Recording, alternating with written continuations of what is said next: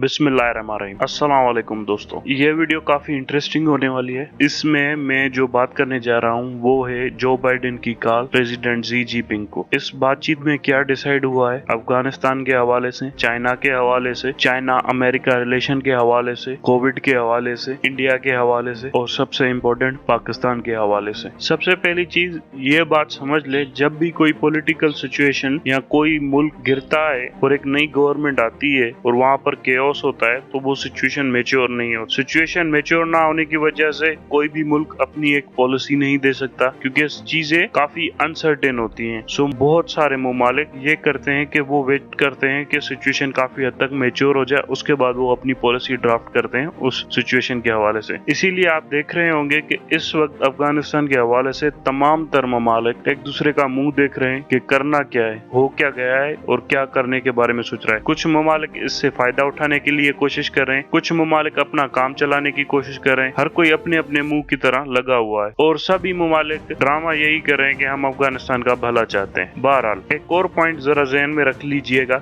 आने वाली डिस्कशन में काम आएगी। प्रेसिडेंट बराक ओबामा के टाइम में दो पॉलिसीज सर्कुलेट करती थी यूएसए के अंदर, वाशिंगटन के अंदर, चाइना के हवाले से। पहली पॉलिसी ये थी कि चाइना के साथ हमें कोऑपरेट करके चलना होगा और यूरोपियन यूनियन हमें कभी भी डिच कर सकता है, इसीलिए चाइना को अपने साथ मिलाकर चलना होगा ताकि हम एक ही वक्त में तमाम एलाइज ना खो दें। मतलब अगर यूरोपियन यूनियन हमें छोड़ भी दिया है तो चाइना जैसा एलाई हमारे साथ होना चाहिए, तो उससे हमारी जो ग्लोबल डोमिनेंस होगी जीडीपी के पॉइंट ऑफ व्यू से वो 50% से ज्यादा होगी। लेकिन ये व्यू सिर्फ और सिर्फ डेमोक्रेट्स का था। अब दूसरा व्यू था कॉन्फ्लिक्ट का। पहला व्यू था कोऑपरेशन का, दूसरा व्यू था कॉन्फ्लिक्ट का। कॉन्फ्लिक्ट वाले व्यू में अमेरिकन खास तौर पर रिपब्लिकन पार्टी के मेंबर्स वो चाहते थे कि चाइना के साथ कॉन्फ्लिक्ट करनी चाहिए। वो ट्रेडिशनलिस्ट थे, वो चाहते थे यूरोपियन यूनियन के साथ और ज्यादा ताल्लुकात बढ़ाए जाए और चाइना के साथ कॉन्फ्लिक्ट में जाना चाहिए। हाउएवर अमेरिकन ने ये नहीं किया क्योंकि अमेरिकन सस्पिशियस थे यूरोपियन यूनियन के मामले में, क्योंकि यूरोपियन यूनियन के प्रेसिडेंट ने ये भी कह दिया था कि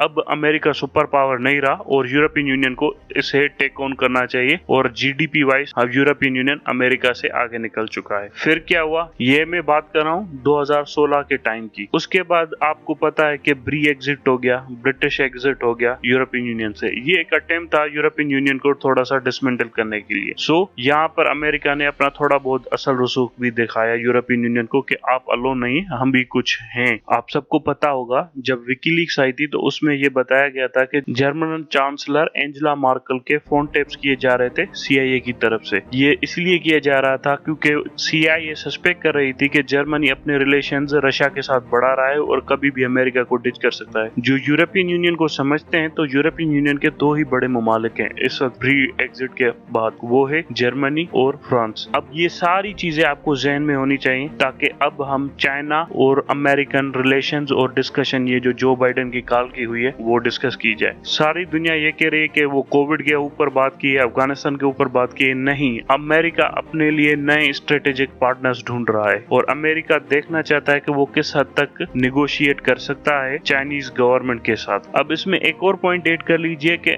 आप सबको पता होता है कि यूएस फॉरेन पॉलिसी मेकर्स कहते हैं कि हमारी फॉरेन पॉलिसी में पिवटल रोल होता है ह्यूमन राइट्स का। वही पॉलिसी मेकर्स चाइना को काफी सीवियरली क्रिटिसाइज करते हैं ह्यूमन राइट्स के हवाले से। अगर अमेरिका ओपनली चाइना के साथ खड़ा हो जाता है तो ये सारी जो ह्यूमन राइट्स का ड्रामा है वो कहाँ जाएगा। सो अमेरिका बड़े कूल, काम और कॉशियसली मूव कर रहा है चाइना के क्लोज जाने के लिए, और जिससे ये तासुर भी ना जाए कि अमेरिका ने अपनी पॉलिसी में, फॉरेन पॉलिसी का पिवटल रोल ह्यूमन राइट्स को अबेंडन कर दिया है। इस बैकग्राउंड को सामने रख के अब आते हैं कि डिस्कस क्या हुआ है। अमेरिका चाइना के साथ स्ट्रेटेजिक पार्टनरशिप बनाना चाहता है फ्यूचर के हवाले से, आने वाले 20 सालों के हवाले से। अमेरिका चाइना को ये कन्विंस करना चाहता है कि आप हमें ओपनली चैलेंज ना कीजिएगा, हम इकोनॉमिक टाइज लगाते हैं, हम आपस में मिल बैठ के बैठते हैं और ग्लोबल वर्ल्ड ऑर्डर को मिलकर चलाने की कोशिश करते हैं। इसी को काउंटर करने के लिए जर्मन चांसलर एंजेला मार्केल अपने रिश्ते रशिया के साथ बढ़ाना चाहती है। वजह सिर्फ ये है कि रशियंस और जर्मन्स ये समझ चुके हैं कि अमेरिका बहुत जल्द हमें डिच करने वाला है और इसीलिए बेहतर है कि हम भी आपस में मिल बैठ कर रहे, वरना ये ना हो कि एक किस्म की अलग वॉर प्रोवोक की जाए रशिया के और यूरोपियन यूनियन के दरमियान। ये जो कहते हैं ना हमारे यहाँ के अमेरिका और यूरोपियन यूनियन के रिश्ते बड़े अटूट हैं वगैरह वगैरह, हर किसी का रिश्ता मफाद के लिए होता है। इसीलिए जो बाइडेन ने रूस पर प्रेशर डाला कि